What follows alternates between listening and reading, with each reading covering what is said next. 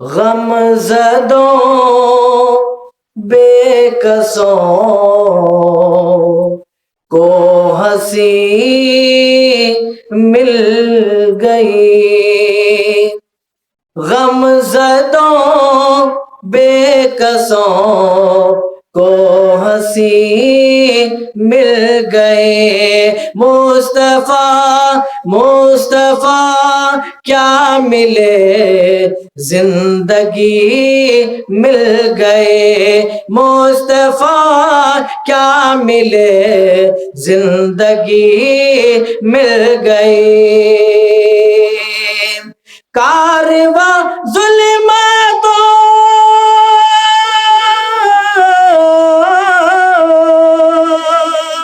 کارواں ظلمتوں میں بھٹکتا رہا، کارواں ظلمتوں میں بھٹکتا رہا، آپ جب آ گئے روشنی مل گئی، آپ جب آ گئے روشنی مل گئی، غم زدوں بے کسوں کو ہنسی مل گئی۔ آج کے اس پروگرام میں میں کچھ اور موضوع لے کر کے آیا تھا، البتہ کچھ لوگوں نے یہ خواہش ظاہر کی کہ ہمیں سیرت رسول بتائی جائے کہ رسول صلی اللہ علیہ وسلم کو جب نبوت کی ذمہ داری دی گئی تو اس ذمہ داری کو دوسروں تک پہنچانے میں کون کون سی کٹھنائیاں، کس طرح کی پریشانیاں آئیں اور آپ نے ان پریشانیوں کو کیسے جھیلا، ان پریشانیوں پر ثابت قدم کیسے رہے، کیسے آپ نے صبر و تحمل سے کام لیا۔ یقیناً سیرت رسول ہمیں ضرور پڑھنا چاہیے، ایک مومن کی حیثیت سے، ایک مسلمان ہونے کے ناحیے سے، کیونکہ رسول اکرم صلی اللہ علیہ وسلم کی زندگی کو اللہ تعالیٰ نے ہمارے لیے آئیڈیل اور نمونہ قرار دیا ہے۔ لقد کان لکم فی رسول اللہ اسوۃ حسنہ، ہم نے رسول اللہ صلی اللہ علیہ وسلم کی زندگی میں تمہارے لیے بہترین نمونہ بنا دیا ہے، تمہارے لیے بہترین نمونہ رسول اللہ صلی اللہ علیہ وسلم کی زندگی میں موجود ہے، تو ہمیں رسول صلی اللہ علیہ وسلم کی جیونی پڑھنی چاہیے، آپ کی سیرت ہمیں جاننی چاہیے، آپ کی سیرت کا مطالعہ ہمیں کرنا چاہیے۔ چلیے بلا کسی تمہید کے ڈائریکٹ اپنے موضوع کی طرف آئیں گے۔ جب رسول اللہ صلی اللہ علیہ وسلم کی عمر 40 سال کی ہوئی، 40 سال 6 مہینے جب آپ کی عمر ہوئی تو اللہ تعالیٰ نے آپ کے اوپر نبوت و رسالت کی ذمہ داری ڈالی، آپ کو نبی بنایا، اور نبی بھی ایسا نبی جو آخری نبی ہو، اور ایسا رسول جو تمام رسولوں کا سردار ہے۔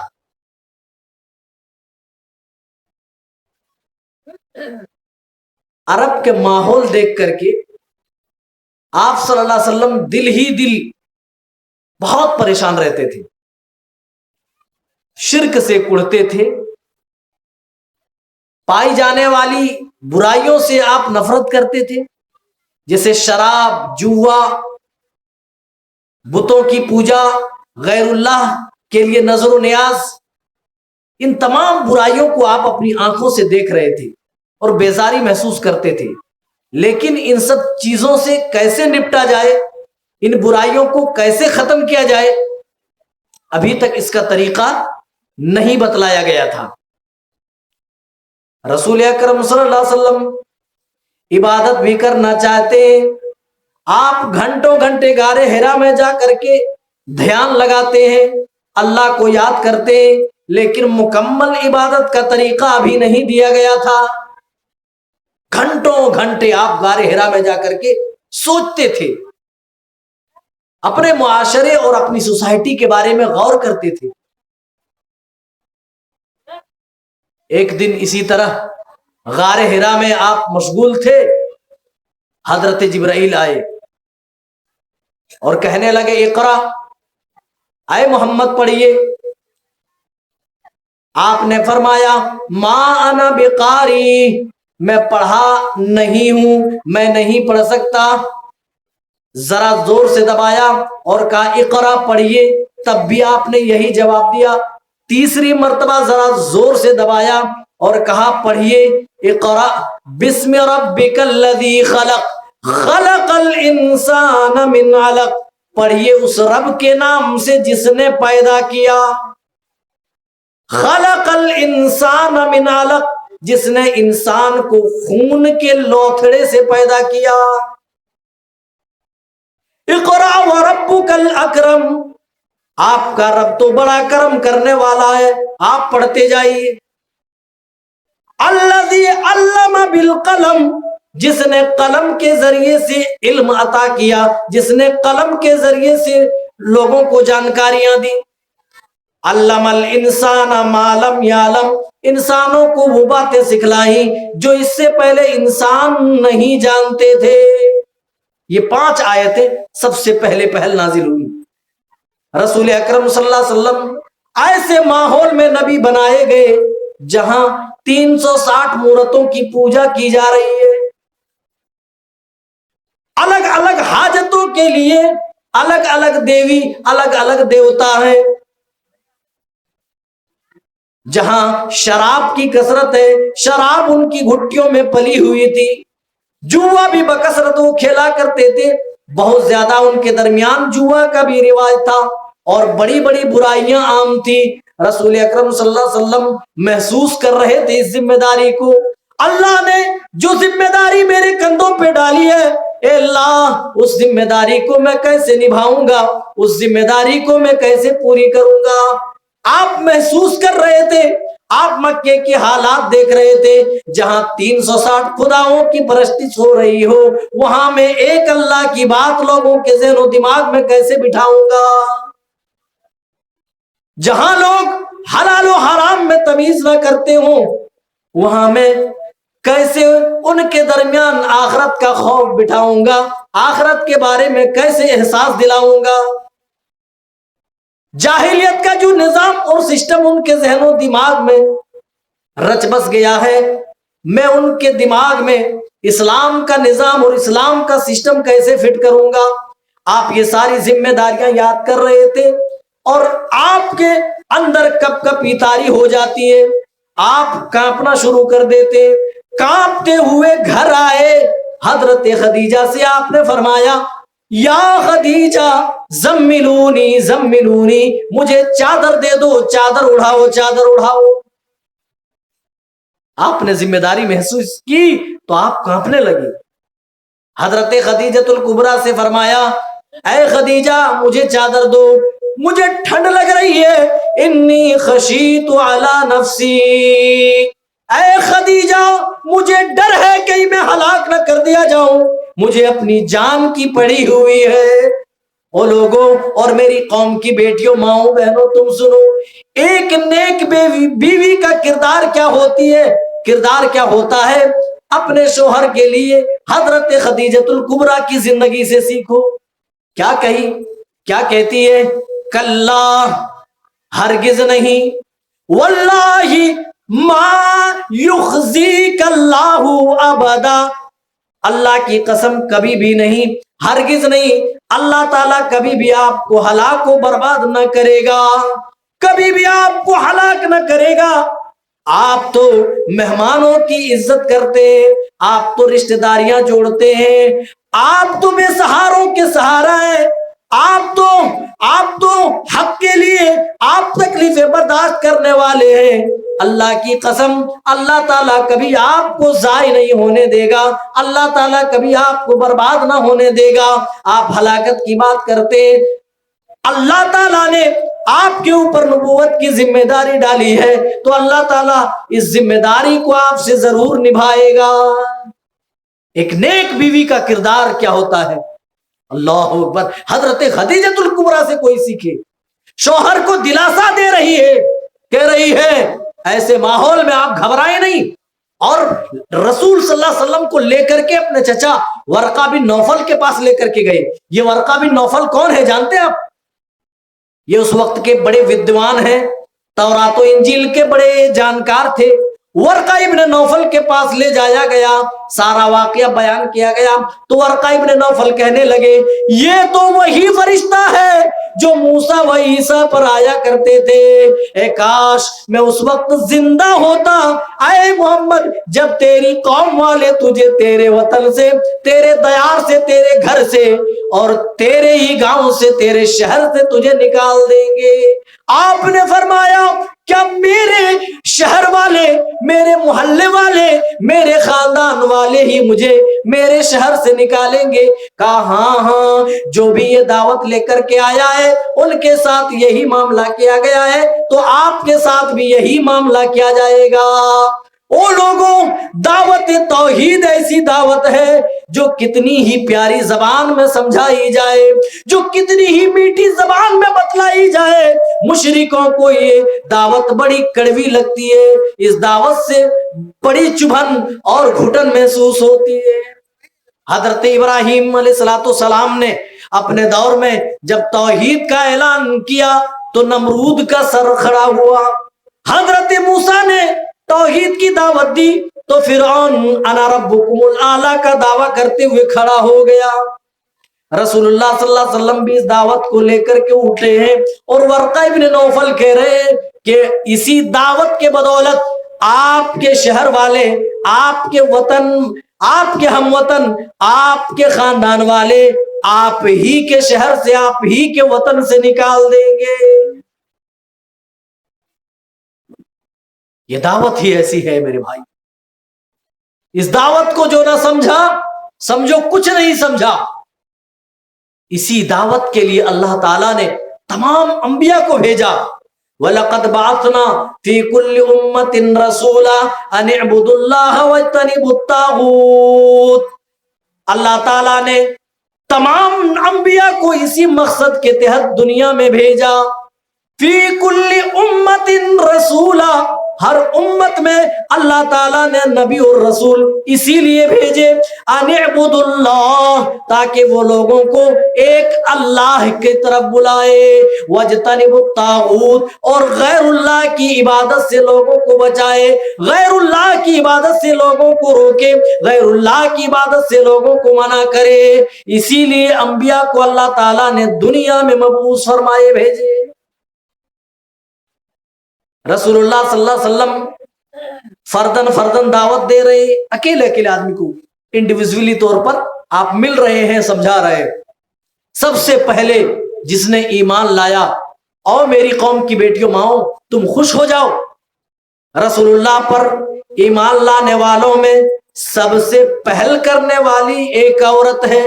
خدیجۃ الکبریٰ نے سب سے پہلے بڑھ کر کے اسلام کی دولت کو اپنایا, اور اس کے بعد آپ کے جگری دوست حضرت ابو بکر صدیق نے اس اسلام کو اپنایا, اس توحید کو قبول کیا.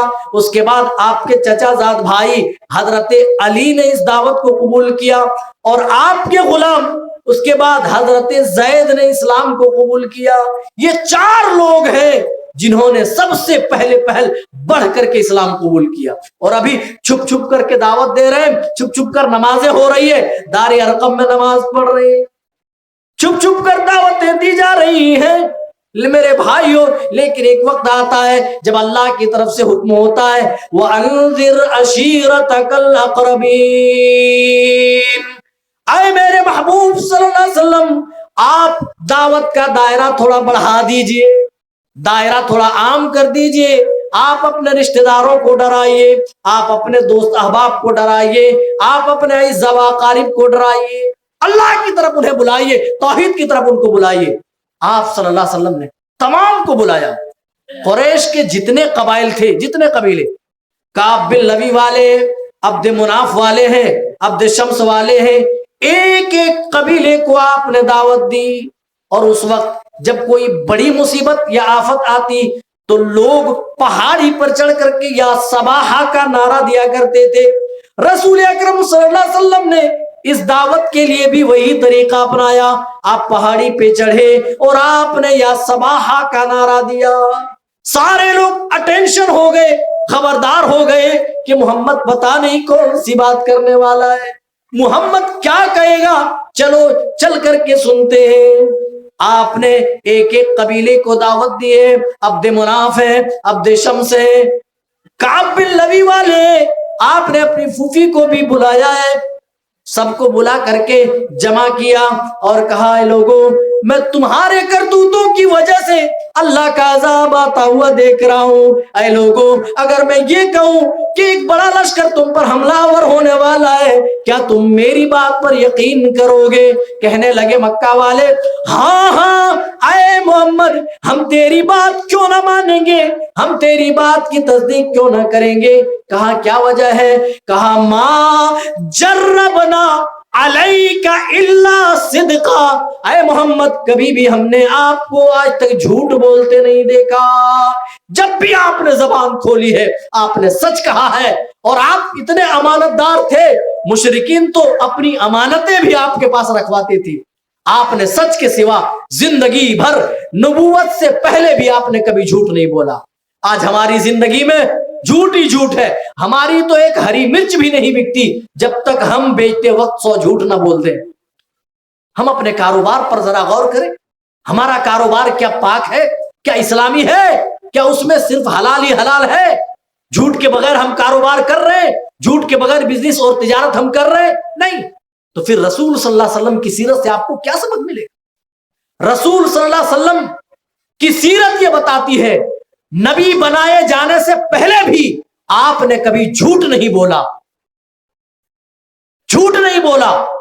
آپ اندازہ لگائیں, آج اسی نبی کا کلمہ پڑھنے والے لوگ, اسی نبی پر مرنے مٹنے والی قوم قدم قدم پہ جھوٹ بول رہی ہے. جھوٹ کے بغیر ان کا کوئی چارہ نہیں. اور رسول اکرم صلی اللہ علیہ وسلم کے بارے میں خود دشمن گواہی دے رہے, ان کے مشرکین گواہی دے رہے, اے محمد جو کچھ کہیں گے آپ سچ کہیں گے, کیونکہ ما جربنا علیک الا صدقا, جب بھی آپ کے بارے میں ہم نے تجربہ کیا ہے سچائی کا کیا ہے. ہم نے سچ کے علاوہ آپ کی زبان سے کچھ اور نکلتے نہیں دیکھا ہے. یہ ہوتی ہے صداقت. 40 سالوں تک آپ کی عفت کی تعریف ہوتی رہی, پاک دامنی کی تعریف ہوتی رہی, آپ کی حیا کی تعریف ہوتی رہی, آپ کی امانت داری کی تعریف ہوتی رہی. آج سب سے پہلے رسول اکرم صلی اللہ علیہ وسلم نے اپنے آپ کو پہلی بار اللہ کا رسول بنا کر لوگوں کے سامنے پیش کیا ہے, اور آپ کہہ رہے ہیں, اے لوگوں, تمہاری اوپر ایک بڑا لشکر حملہ آور ہونے والا ہے, بڑا لشکر حملہ آور ہونے والا ہے. کہنے لگے کیا بات ہے؟ کہا تمہارے کرتوتوں کی وجہ سے, تمہارے گناہوں کی وجہ سے اللہ کا عذاب آتا ہوا دیکھ رہا ہوں. قولوا لا الہ الا اللہ تفلحوا. اے مکہ والو, تم لا الہ الا اللہ کی گواہی دے دو, اس کلمے کا اقرار کر لو, اللہ تعالیٰ دنیا بھی عطا کرے گا اور آخرت میں بھی سرخرو کر دے گا. تملک العرب والعجم, اللہ تعالیٰ اس دعوت کے ذریعے سے, اس کلمے کی برکت سے تمہیں عرب و عجم کا مالک بنا دے گا. اے مکہ والو, یہ لات و منات, یہ عزا, یہ ہبل, جن بتوں کی تم پوجا کرتے ہو, جن کی عبادت تم کرتے ہو, جن کی پرستش تم کرتے ہو, اے مکہ والو, یہ تمہاری حاجت روائی نہیں کر سکتے, یہ تمہاری مشکل کشائی نہیں کر سکتے, یہ تمہاری بگڑی نہیں بنا سکتے. مشکل کشائی کرنا, بگڑی بنانا تو دور کی بات ہے. اے مکہ والو, یہ لات و منات تو تمہارے لیے نفع اور نقصان کے بھی مالک نہیں, یہ نفع بھی نہیں دے سکتے اور نقصان بھی نہیں دے سکتے, پہنچا سکتے. تو پھر تم ان کی پرستش کیوں کرتے ہو, ان کی پوجا کیوں کرتے ہو؟ انہوں نے کیا کہا, انا وجدنا علیہ آباءنا لہا عابدین. ہم اتنا جانتے وانتے نہیں ہیں, ہم نے تو اپنے باپ دادا کو یہی کرتے ہوئے پایا ہے. سارے لوگ چھٹ گئے, یہ کہتے ہوئے چھٹ گئے. بس ایک ابو لہب بچا تھا, وہ بھی آپ کو ڈانٹنے کے لیے, آپ کو دھمکانے کے لیے. سارے لوگ چلے گئے آپ کی دعوت پر, کوئی بھی ایک شخص نہ تھا جو لبیک کہے, جو قبول کرے. سارے لوگ تتر بتر ہو گئے, چلے گئے. जैसे ही आप नीचे उतरे, अबू लहब ने कहा तब्बल लका या मोहम्मद अलिहादा जमातना, अय मोहम्मद तू अल्लाह को बर्बाद हो जाए, अय मोहम्मद क्या तूने इसीलिए हम सबको जमा किया है, अय मोहम्मद तेरे लिए हलाकत हो, अय मोहम्मद तेरे लिए बर्बादी हो। सबसे पहले मेरे रसूल ने अपने आप को अल्लाह का रसूल बनाकर पेश किया है, लोगों के सामने तौहीद की दावत दे रहे हैं और लोग तो मुंह फेर कर चले गए।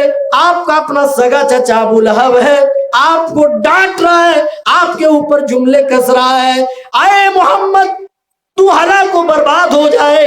अल्लाह को ये जुमला इतना बुरा लगा, अबू लहब की ये बात इतनी बुरी लगी, अल्लाह ने गिरफ्त कर ली, अल्लाह ने पकड़ ली और अबू लहब के खिलाफ पूरी एक सूरत नाजिल कर दी, सूरह अबी लहब के नाम से। तब्बत यदा अबी लहब व तब, ए अबू लहब, ऐ मेरे नबी पर जुमले कसने वाले, तेरे हाथ दो टुकड़े हो जाए, अबू लहब के दोनों हाथ टूट जाए, व तब, और खुद अबू लहब हलाको बर्बाद हो जाए। मेरे नबी पर जुमले कसते हो, ऐ अबू लहब तेरे हाथ टूट जाए, व तब, और तू बर्बाद हो जाए। मा अगना अनहु मालुहु व मा कसब, अल्लाह कह रहा है अबू लहब का काम तो उसका माल भी ना आया, व मा कसब, उसकी कमाई भी काम ना आई। मा अगना अनहु मालुहु व मा कसब सयस्ला नारन ज़ात लहब, ये तो जहन्नम का ईंधन बनने वाला है, अनकरीब अल्लाह के रहा मेरे इसे जहन्नम के अंदर दाखिल करेंगे। वमरातुहु हम्मालतल हतब फी जीदिहा हब्लुम मिन मसद, और उसकी बीवी भी जहन्नम के अंदर जाएगी। दुनिया में जिस तरीके से नबी के खिलाफ अपने शौहर की मदद करती थी, ये उम्मे जमील अबू लहब की बीवी, आपकी सगी चची, आपके रास्ते पर कांटे डाला करती थी, कांटे डाला करती थी। बाज़ मुफस्सिरीन ने कहा है कि इससे मुराद वो चुगलियां हैं, गीबतें हैं जो ये मुशरिकीन के पास जाकर के करती थी। और कैसी चुगलियां करती थी मालूम है मेरे भाइयों, ये दावत ही ऐसी। रसूल अकरम सल्लल्लाहु अलैहि वसल्लम के खिलाफ ये औरत जिसका नाम उम्मे जमील है, जो अबू लहब की बीवी है, रसूल पाक सल्लल्लाहु अलैहि वसल्लम की सगी चची है, ये 9 लखा हार पहना करती थी। इसका हार बड़ा कीमती था। वो अपने 9 लखे हार को इस तरह अपने उंगली पर ऐसे नचाती थी और मक्के के गलियों में घूम घूम कर नौजवानों को वरगलाती थी, नबी के खिलाफ उकसाती थी और कहती थी ऐ मक्का के नौजवानों, तुम्हारी जवानी को क्या हो गया है, मोहम्मद तुम्हारे माबूदों के खिलाफ क्या क्या बोल रहा है और तुम कान में तेल डाल करके सो रहे हो। ऐ मक्का के नौजवानों, मोहम्मद की जबान बंद करो, मोहम्मद से निपट लो। ओ लोगों, इस तरीके से एक औरत आपकी दुश्मनी में पागल हो गई। और इसने कहा एक दिन आप सल्लल्लाहु अलैहि वसल्लम इबादत के लिए नहीं उठे, हम तो एक दिन भी नहीं उठते, वो भी मैं तहज्जुद की बात कर रहा हूं, नहीं उठे, बीमार थे आप, नमाज के लिए तहज्जुद के लिए नहीं उठ सके। और लोगों गौर तो करो, हम फजर में नहीं उठते, हमारे पास आज नमाज के लिए टाइम नहीं है। प्यारे नबी सल्लल्लाहु अलैहि वसल्लम रोजाना जहां 5 वक्ता नमाजें अदा किया करते थे, वहीं पर तहज्जुद मामूल के मुताबिक आप अदा किया करते थे। और इतना लंबा लंबा क़याम होता था, अल्लाह अकबर, इतना लंबा लंबा क़याम, तूले क़याम की वजह से, ज्यादा देर नमाज में खड़े होने की वजह से आपका पैर फूल जाता था, पैरों में वरम आ जाया करते थे। आज उम्मत का ये हाल है, फजर में बिस्तर ओढ़ करके ये कौम सोती है, फिर ये कौम ये चीखती है, पुकारती है कि अल्लाह की मदद क्यों नहीं आती। ये कौम शिकवा करती है, अल्लामा इकबाल बनती है कि रहमतें हैं तेरी अगियार के काशानों पर। और हमारा ये हाल है कि रब दिन में 5 मरतबा पुकार रहा है, आ जाओ, तुम कामयाबी चाहते हो, हय्या अलल फलाह, आओ। कामयाबी तो रब की मस्जिद में आकर नमाज पढ़ने में है, सड़कों पर टहलने या बिस्तरों के अंदर दुबक कर सोने में नहीं है। आ जाओ, कामयाबी यहां है। अल्लाह बार बार कामयाबी की तरफ बुला रहा है, हम कामयाबी की तरफ कान नहीं धर रहे। رسول اکرم صلی اللہ علیہ وسلم روزانہ تہجد کے لیے اٹھا کرتے تھے. جب آپ بیمار ہو گئے اس دن آپ 2-4 دن آپ نہیں اٹھے. ایک عورت آتی ہے اور کہتی ہے اے محمد قد قلاک شیطان، لگتا ہے تیرے شیطان نے تجھے چھوڑ دیا ہے. کیا کہا؟ کہ لگتا ہے تیرے شیطان نے تجھے چھوڑ دیا ہے. اللہ اکبر. اللہ تعالیٰ نے نبی کے سپورٹ میں پھر آیتیں نازل کی. والضحى والليل اذا سجى ما ودعك ربك وما قلى. اے میرے محبوب صلی اللہ علیہ وسلم، آپ کا رب آپ سے بیزار نہیں ہوا، آپ کے رب نے آپ کو چھوڑا نہیں، آپ کو نہیں چھوڑا، آپ سے بیزار نہیں ہوا، اللہ نے دلاسا دیا. تو دعوتیں جب ہوتی ہیں کھل کر کے تو مخالفتیں بھی ہوتی ہیں. تو مخالفتیں ہونے لگی. ڈائریکٹلی طور پر رسول اللہ صلی اللہ علیہ وسلم کو تکلیف نہیں پہنچا سکتے تھے. کیوں؟ کیونکہ ابو طالب ایک بڑے سپورٹر کے طور پر کھڑے تھے. بڑا سپورٹ حاصل تھا آپ کو ابو طالب کے ہوتے ہوئے. کسی کی مجال ہے کہ آپ کو جسمانی تکلیف دے دے؟ نہیں. ابو طالب بھائی قوم کا ایک بڑا سردار تھا. ابو طالب کے ہوتے ہوئے رسول صلی اللہ علیہ وسلم پر کوئی انگلی بھی نہیں اٹھا سکتے تھے. تو انہوں نے کیا کیا؟ مشرکوں نے اپنا غصہ اسلام قبول کرنے والے غریبوں پر نکالنے لگے. کبھی عمار کو مارتے، یاسر کو مارتے، حضرت سمیہ بوڑھی عورت کو تکلیف دیتے. اور لوگوں آج ہمیں توحید کی دعوت کا پتہ نہیں ہے، توحید کس نعمت و دولت کا پتہ نہیں ہے. حضرت سمیہ سے پوچھو. حضرت سمیہ رضی اللہ تعالیٰ عنہ نے اس توحید کے لیے اپنی جان تو گوارا کر لیا، لیکن اس دین سے، اس توحید سے کوئی سمجھوتا نہیں کیا، کوئی کمپرومائز نہیں کیا. ہم کیا سمجھے توحید کیا ہے، ہم کیا سمجھے ایمان و عقیدہ کیا ہوتا ہے. حضرت بلال سے پوچھو جس نے اس توحید کے لیے عرب کی تپتی ہوئی ریت پر لیٹ کر اوپر جن کی پیٹھ پر، جن کے سینے پر بھاری چٹان رکھ دی جاتی تھی، حضرت بلال تڑپتے تھے اور دھوپ کی شدت کی وجہ سے حضرت بلال کی چربی پگھلتی جاتی تھی. ہم کیا جانے، حضرت بلال سے پوچھو.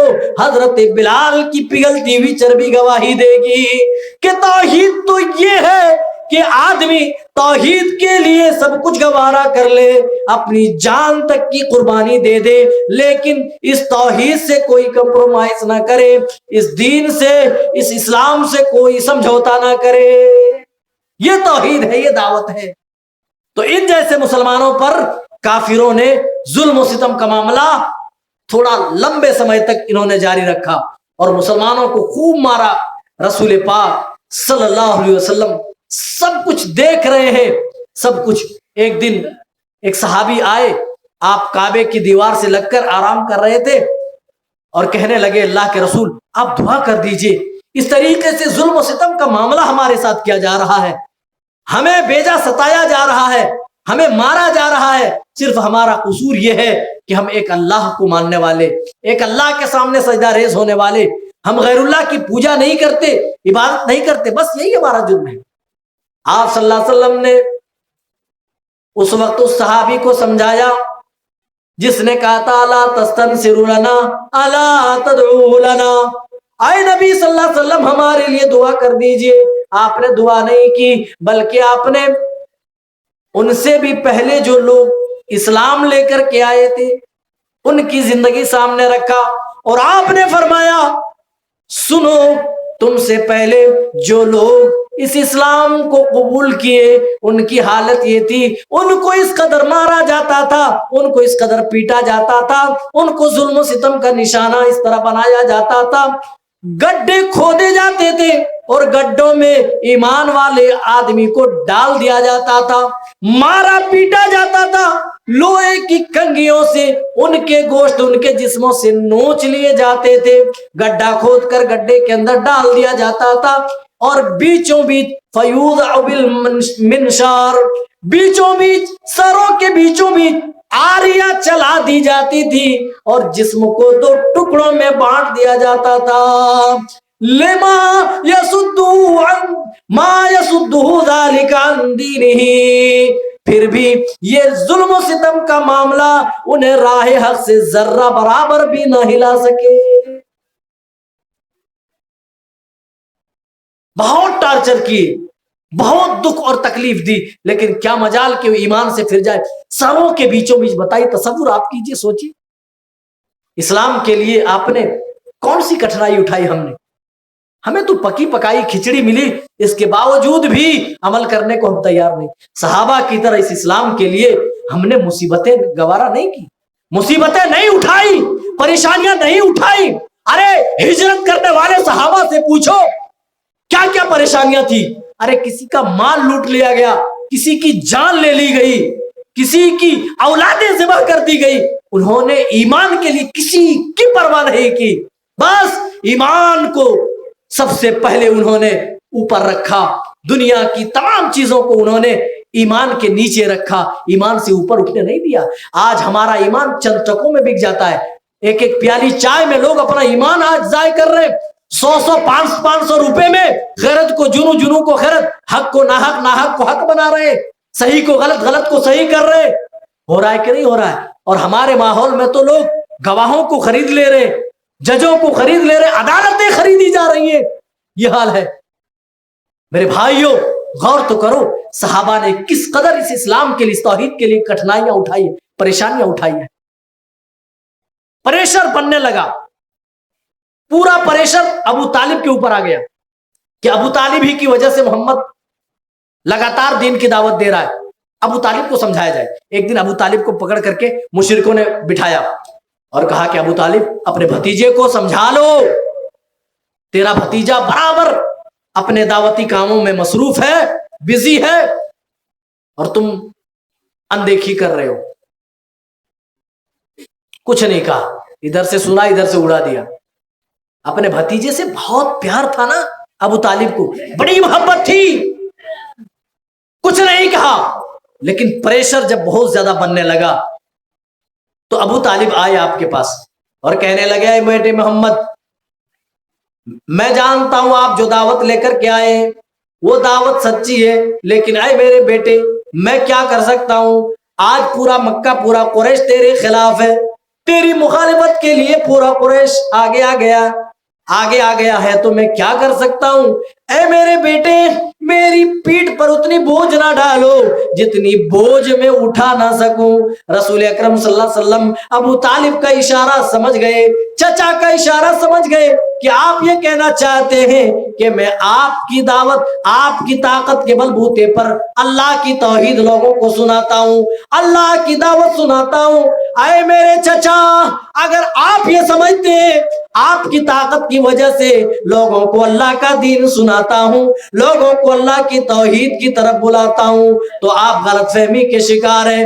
اے میرے چچا, آپ مجھے کیا رکنے کی بات کرتے ہیں. لو وضع الشمس فی یمینی والقمر فی یساری, میرے دائیں ہاتھ پہ یہ لوگ سورج بھی رکھ دیں اور میرے بائیں ہاتھ پہ چاند رکھ دیں, اور مجھ سے یہ لوگ کہیں کہ اللہ کے دین کی تبلیغ سے باز آ جاؤ, ایمان کی تبلیغ سے باز آ جاؤ. اے میرے چچا, میں اس دین کے لیے اللہ کی قسم لڑتا رہوں گا حتی اہلکا, یہاں تک کہ میں اسی راستے میں ہلاک کر دیا جاؤں, قتل کر دیا جاؤں, شہید کر دیا جاؤں. یا اللہ تعالیٰ میرے ہاتھوں فتح و نصرت اور فتح و کامرانی اللہ تعالیٰ عطا کر دے. اور وہ دن دیکھا وہ لوگوں, رسول اکرم صلی اللہ علیہ وسلم نے جو کٹھنائیاں برداشت کی, جو مصیبتیں برداشت کی, جن دکھوں اور آلام کا آپ نے سامنا کیا, اس کا صلہ اللہ تعالیٰ نے دیا. جب آپ آخری حج میں ہیں, حجۃ الوداع ادا فرما رہے ہیں, آپ 1.25 لاکھ صحابہ کرام کے ساتھ ہیں. ابھی تو کچھ لوگ تھے جو چھپ چھپ کر آپ کے ساتھ نماز ادا کرتے تھے, لیکن اللہ نے ایک دور بھی دکھایا اور یہ بتایا کہ اے لوگوں میری توحید پر قائم رہو گے تو ہم تمہیں اس دعوت میں برکت بھی دیں گے جس طرح اپنے نبی کی دعوت میں ہم نے برکت دی. ابھی چند لوگ تھے جن کو انگلیوں پہ گنا جا سکتا تھا, اور نبی جب آخری حج فرما رہے تو 1.25 لاکھ صحابہ کرام کا پورا مجمع ہے, 1.25 لاکھ صحابہ کرام کے مجمع سے آپ خطاب کر رہے تھے. مخالفتیں شروع ہوئی, जानते मेरे भाई, सन 6 हिजरी में इस्लाम को थोड़ी तकवीयत मिली। सन 6 हिजरी में हजरत हमजा इस्लाम ले आते हैं। उनको पता चला कि उनके भतीजे मोहम्मद को अबू जहल ने मारा है। शिकार से वापस हो रहे थे, उनके हाथ में एक कमान थी, कमान से कस के अबू जहल को मारा और बहुत बुरी गाली दी, बहुत भद्दी गाली, और कहा क्या है अबू जहल, अगर तू मेरे भतीजे को इसलिए मारता है कि मेरा भतीजा दूसरा दीन पेश करता है, एक अल्लाह की बात करता है, ए अबू जहल, फिर तू ये जान ले मैं अपने भतीजे के दीन पर हूं, जो उखाड़ना चाहो तुम उखाड़ लो। ऐसे ही कहा, जो जी में आए कर लो, अगर तू मेरे भतीजे को इसलिए सताता है कि एक अल्लाह की बात करता है, दूसरा दीन पेश करता है, तो ए अबू जहल तू समझ ले मैं अपने भतीजे के दीन पर हूं, जो तू करना चाहे तू कर ले, आजादी है। करीब था कि अबू जहल और कुरैश के दरमियान, अबू जहल का जो कबीला था और कुरैश के दरमियान दोनों कबीले आपस में लड़ पड़े, लेकिन अबू जहल ने अपनी गलती एक्सेप्ट की, कबूल की कि हाँ मैंने इनके भतीजे मोहम्मद को मारा था, लिहाजा वो लड़ाई वहीं पर बंद हो गई। लेकिन करीब था कि लड़ाई हो गई। और फिर थोड़े दिनों के बाद इस्लाम की सबसे ज्यादा मुखालिफत करने वाले, इस्लाम से सबसे ज्यादा चिढ़ने वाले हजरत उमर फारूक रज़ियल्लाहु ताला अन्हु को इस्लाम की दौलत मिलती है। अब देखिए, अल्लाह ताला जिससे इस्लाम का काम लेना चाहे ना, दीन का काम लेना चाहे, तो अल्लाह किसी से भी ले सकता है। आज इस्लाम को मिटाने के लिए जो एड़ी से चोटी का जोर लगा रहे, क्या पता हमारे बदअमालियों की वजह से अल्लाह ताला हमें उनके हाथों मरवा दे, उनके हाथों से कटवा दे और उन्हें इस्लाम की दौलत से माला माल कर दे, है ना। अल्लाह ने तो बताया जब तुम मेरी नाफरमानियां हद से ज्यादा करोगे, जब तुम हद पार कर दोगे, यस्तब्दिल कौमन गैरकुम, हम तुम्हें नेस्तो नाबूद करके ऐसी कौम दुनिया के अंदर पैदा करेंगे, अल्लाह सुम्मा ला यकूनु अमसालकुम, जो तुम जैसी नहीं होगी। कैसी होगी? अल्लाह ने कुरान में आगे ये भी बताया, वो अल्लाह से मोहब्बत करने वाली कौम होगी और अल्लाह भी उनसे मोहब्बत करेगा। हजरत उमर फारूक के वाक़े से हमें यही सबक मिलता है, जब हम हद से ज्यादा बिगड़ जाएंगे, हमारे दुश्मनों को ही अल्लाह ताला दीन की दौलत दे देगा, तौहीद की दौलत दे देगा, ईमान की दौलत दे देगा और उन्हीं के हाथों अल्लाह ताला हमें ज़िबह करा देगा। हजरत उमर फारूक इस्लाम से सबसे ज्यादा चिढ़ने वाले रसूल पाक सल्लल्लाहु अलैहि वसल्लम की गर्दन लेने के लिए जा रहे थे, लेकिन कुरान सुना, कुरान सुनने के बाद बेकाबू हो गए और इस्लाम के अंदर दाखिल हो गए। अल्लाह ताला ने जब हजरत उमर से काम लेना चाहा तो इस्लाम के सबसे बड़े दुश्मन को, इस्लाम के सबसे कट्टर दुश्मन को अल्लाह ताला ने इस्लाम का बेबाक सिपाही बना दिया। ओ लोगों, हम जब हद से ज्यादा बिगड़ जाएंगे, अल्लाह ताला हमें नेस्तो नाबूद करेगा और हमारे दुश्मनों को अल्लाह ताला दीन की दौलत अता कर देगा। इसीलिए इस दौलत को समझो, इस नेमत को समझो, इस नेमत की कद्र करो। प्यारे नबी सल्लल्लाहु अलैहि वसल्लम इस दावत को लेकर के जब चले तो कितनी परेशानियां आई, आप देखें जरा। यहां थोड़ी सी तकवीयत मिली, लेकिन फिर भी सताए जा रहे थे, फिर भी परेशान किए जा रहे थे। रसूल अकरम सल्लल्लाहु अलैहि वसल्लम ने जब देखा कि दावती लिहाज से मक्के की जमीन बिल्कुल बंजर हो चुकी है, तब आपने सोचा कि चलो मक्का वाले नहीं मानते तो इनको ना मानने दो, चलो ताइफ का रुख किया जाए।